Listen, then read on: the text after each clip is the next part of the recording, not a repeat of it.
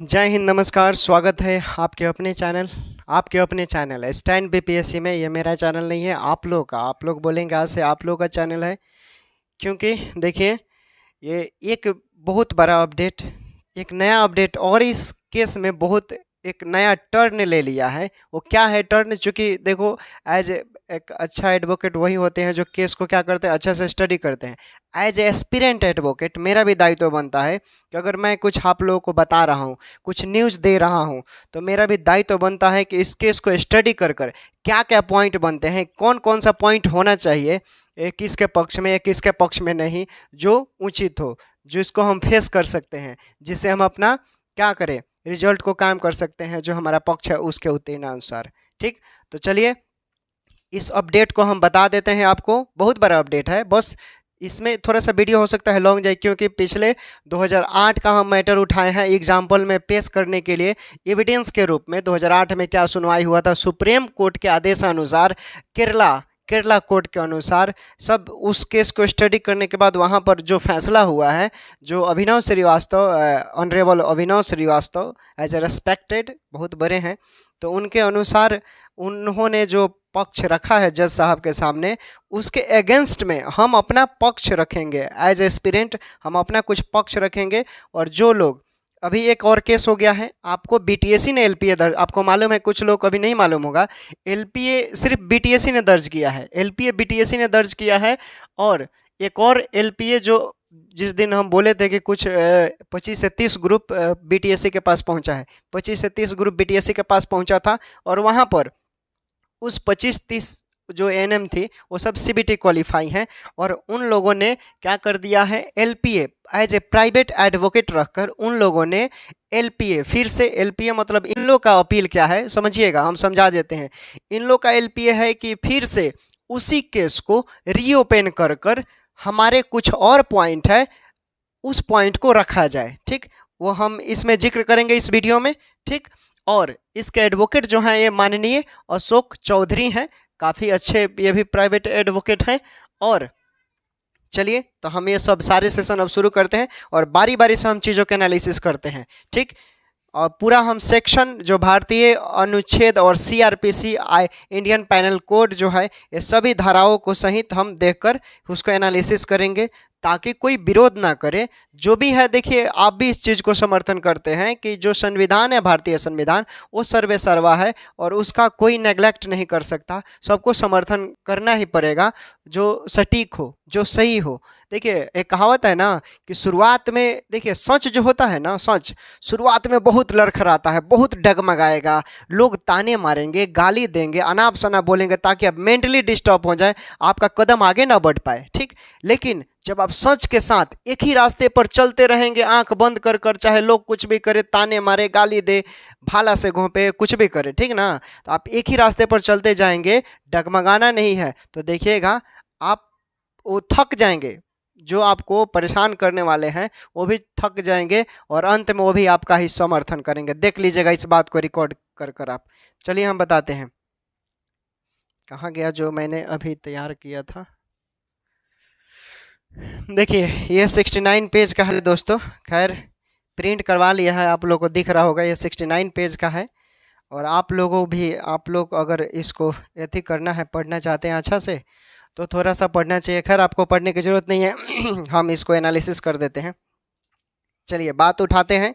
चूँकि आपको मालूम है, एक बीटीएससी ने एलपीए दर्ज किया जिसका सुनवाई 15 मार्च को हुआ, उसका नेक्स्ट हियरिंग 2 अप्रैल को है। ठीक, अब एक और एलपीए दर्ज हो चुका है 25 से सिद्धार्थ और अभिमन्यु का जो टीम है, उनके बुआ माताजी, उन लोगों ने एलपीए दर्ज किया है। ठीक है, कोर्ट में एक्सेप्ट हो चुका है। एफआईआर नंबर, देखिए एलपीए नंबर है 269, आप जाकर वहाँ पर ऑफिशियल साइट पर भी चेक कर सकते हैं। अब चलिए हम मुद्दे पर आते हैं, एज ए क्या क्या पॉइंट होना चाहिए।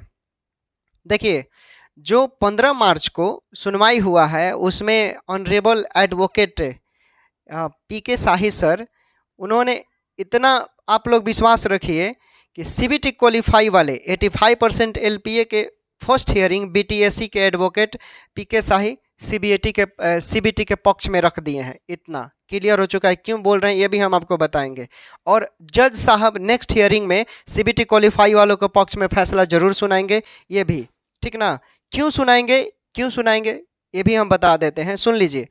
आपको मालूम है कि भारतीय संविधान के सेक्शन और आर्टिकल ये सभी सीबीटी के नियम के खिलाफ नहीं है। जो क्वालिफाई किए हैं, ठीक ना, सीबीटी जो क्वालिफाई किए हैं उनके अनुसार। और आपको भी मालूम है कि इतिहास गवाह है कि सरकारी वकील, देखिए अगर सरकारी वकील जब जब चाहेंगे ना, जब जब न्याय के लिए सरकारी वकील खड़े हुए हैं तब पब्लिक केस जीती है। लेकिन एक्सेप्शन में कुछ ही एडवोकेट, जिसको हम तथागत रूप में बोल सकते हैं ताकि हम पर कोई ब्लेम ना करे, तथागत का मतलब कुछ अलग होता है, ठीक ना।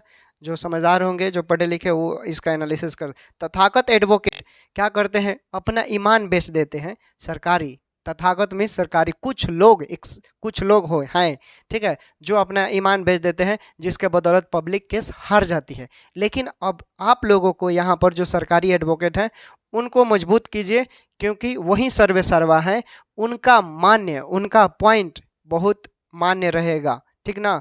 और अलग से एक और जो अशोक चौधरी हैं, जो 25 से 30 ग्रुप सिद्धार्थ अभिमन्यु का जो है, उसके अनुसार अशोक चौधरी भी एलपीए में बात रखेंगे। अब उनके अनुसार पॉइंट क्या क्या होना चाहिए। अब चलिए हम बात आते हैं मुद्दे पर जो सुप्रीम कोर्ट ने फैसला सुनाया है 2008 के अनुसार। 2008 के अनुसार जो अभिनव श्रीवास्तव सर ने ऑनरेबल कोर्ट के सामने इन्होंने बोला कि साहब, कोई भी गेम होता है, जैसे सपोज करो ये टॉस हो गया, ठीक ना, ये टॉस हो गया, तो टॉस होने के पहले जो नियम प्रक्रिया बनाया जाता है वो वहीं तक सीमित रहता है, बीच में संशोधन नहीं कर सकते हैं। तो एज ए भारतीय संविधान, आईपीसी और सीआरपीसी के तहत, इंडियन पैनल कोड के अकॉर्डिंग 1860 के तहत, आपको मालूम होगा कि जो बीटीएससी का नोटिस है, उस नोटिस में सिर्फ आप क्राइटेरिया, एलिजिबल, योग्यता को चेंज नहीं कर सकते हैं। समझ रहे हैं हम क्या कहना चाह रहे हैं। योग्यता जैसे कि 10th पास हैं, 12th पास हैं, यानी इसमें एएनएम डिग्री ही मान्य है, ये ठीक, इसमें आप संशोधन नहीं कर सकते हैं। Point to be noted, noted कीजिएगा, ठीक, बता रहे हैं। लेकिन जो 16 क्लॉज 10 के अनुसार हम बात करेंगे तो यहाँ पर संशोधन किया जा सकता है, संशोधन यहाँ पर होगा। चूंकि सिलेक्शन प्रोसेस में बीटीएससी के नोटिस के अनुसार ये पॉइंट रखना है। अगर जो भी एडवोकेट लोग हैं, अगर यहाँ अगर सुटेबल लगे तो रख सकते हैं, नहीं तो कोई दिक्कत नहीं है। सिलेक्शन प्रोसेस में जो है उसमें हम संशोधन कर सकते हैं। तो जब सिलेक्शन प्रोसेस में हम संशोधन करेंगे तो क्यों ना, जो पास हुए हैं तो यहाँ पर वो सिलेक्शन के अंतर्गत हुआ है, चयन के आधार पर हुआ, और बीटीएससी चयन की बात कर रहा है, तो चयन में तो क्वालिफाई है, तो क्वालिफाई वाले को आपका दायित्व बनता है नौकरी देना। Here is point to be noted, this is big point, okay। और देखिए एग्जाम्पल 2008 के अनुसार, सुप्रीम कोर्ट के अनुसार एक मल्होत्रा जी दस्तावेज पेश करते हैं, ठीक, और उस आधार पे वो केस जीत जाते हैं। ये पॉइंट टू बी नोटेड, इस आधार पे यहाँ पर पेशकश हुआ है, ठीक। 2008 के सुप्रीम कोर्ट के जो फैसला है वो तमिलनाडु, कर्नाटका, केरल, ठीक। उसके बाद चूंकि बीटीएससी नोटिस के अनुसार सभी नियम नहीं बदल सकते, अभी मैंने पहले बताया सभी नियम नहीं बदले जा सकते, लेकिन पहले नियम में योग्यता को नहीं बदला जा सकता, अभी मैंने बताया, लेकिन सिलेक्शन प्रोसेस को बदला जा सकता है। This is big evidence and point. उसके बाद, और ये सब डिपेंड किस पे करेगा, it's all about depend on government advocate.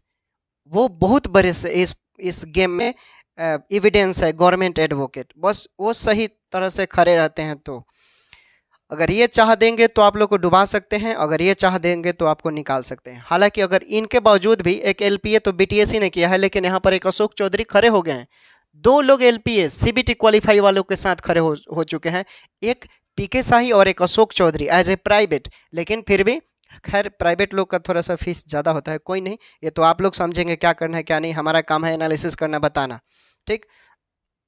एक और बात, अगर सीबीटी की बात करें तो देखिए सीबीटी की अगर हम बात करते हैं तो पूरा विश्व जो है एग्ज़ाम को मान्यता देता है। इस चीज़ को आप मानिए, पूरा विश्व एग्ज़ाम को मान्यता देता है और एग्ज़ाम के रिजल्ट पे ही नौकरी देता है। लेकिन बिहार में क्या है, जो फेलियर हैं उनको कोई मान्यता नहीं है, फेलियर को कोई नहीं पूछता है। लेकिन यहाँ एक्सेप्शन में उल्टा हो रहा है, एक्सेप्शन मतलब अपवाद, ठीक।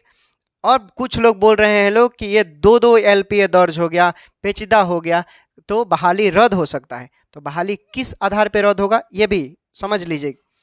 जब हाई कोर्ट को लगेगा कि फैसला सुनाना पेचीदा हो गया, पेचीदा मतलब जो कॉन्ट्रैक्ट बेसिस के महिलाएं हैं जो बहुत सालों से काम कर रही हैं और जो सीबीटी क्वालिफाई है, वो दोनों कहीं ना कहीं टकराव, दोनों में एक दूसरे में टकराव होगा, तो यहाँ पर हाई कोर्ट फैसला नहीं सुना पाएगा, ये भी है। लेकिन एक कौन से कंडीशन में होता है ऐसे, आप जो भी केसेस रीट फाइल हुए हैं एजुकेशन से, एजुकेशन तो आपको मालूम है फंडामेंटल राइट है, भारतीय अनुच्छेद 21A में फंडामेंटल राइट है, चाहे कोई भी एजुकेशन संबंधित हो, यूनिवर्सिटी रीट, तो उसमें रीट आप दर्ज करते हैं भारतीय अनुच्छेद 226 के तहत हाई कोर्ट और 32 के तहत सुप्रीम कोर्ट। तो हालांकि अभी यहाँ 226 का ही प्रयोग हो रहा है, आप समझिए 226 का प्रयोग हो रहा है। अगर यहाँ से कुछ नहीं होता है तो आपके लिए अभी आर्टिकल 32 है, आर्टिकल 32 है, उसमें भी आप रीट दर्ज कर सकते हैं। सुप्रीम कोर्ट चंद्रचूड़ अभी है, चंद्र सर अभी देखिए पलटवार किए हैं कैसा, तो ये सब है। और हालांकि जो हमारे सर हैं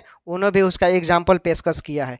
तो LPA एक 3269 ये दर्ज हुआ है, इसके अनुसार देखिए क्या होता है। हम एक पॉइंट बताए हैं दोस्तों, देखिए समझने की बात है, और समझने वाली जो लोग पढ़े लिखे होंगे अच्छे से, पढ़े लिखे तो सब कोई होता है लेकिन समझदार, बातों को समझना, शब्दों को समझना सबसे बड़ी चीज़ होती है।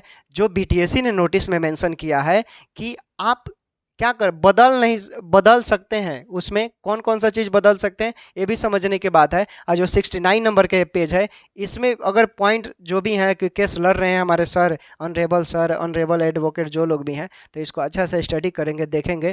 तो एक पॉइंट जो हम बोल रहे हैं कि सबको चेंज नहीं किया जा सकता है, लेकिन एक को चेंज कर सकते हैं, सिलेक्शन प्रोसेस को। और सिलेक्शन प्रोसेस यही आपको केस जितवा सकता है चयन के आधार पे। BTSC ने नोटिस में मेंशन किया है इस चीज़ को, सिलेक्शन प्रोसेस में संशोधन हालांकि कर सकते हैं, ये पॉइंट टू बी नोटेड है, और इसके आधार पर कर सकते हैं। जो लोग समझदार हैं आपको समझिए और थोड़ा सा दिमाग लड़ाइए, यही सब करना है। बाकी इधर उधर की बातों से बचना है, ज़्यादा डिप्रेशन, ज़्यादा टेंशन नहीं लेना है, क्योंकि जो फैसला होगा, उचित फैसला होगा, वो उचित ही होगा, किसी के विरोध नहीं जाएगा। गलत का हमेशा विरोध कीजिए, लोग सच का साथ दीजिए, हम हो चाहे कोई भी हो, और गुमराह नहीं फैलाना है। कोई बोलता है क्या कि हमारे हैं, अरे हमारे हैं, हम लोग जीत रहे हैं, हमारे हैं, वो हैं, दिस है, डैट है, ये सब कहने की कोई ज़रूरत नहीं है।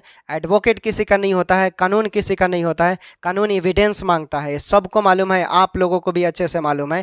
You have evidence then you can get success, नहीं तो फिर आप हार जाएंगे, लॉस कर जाएंगे, ठीक ना। तो ये कहने की कतई ज़रूरत नहीं है कि हमारे हैं, ये हमारे हैं, ये हैं, वो हैं।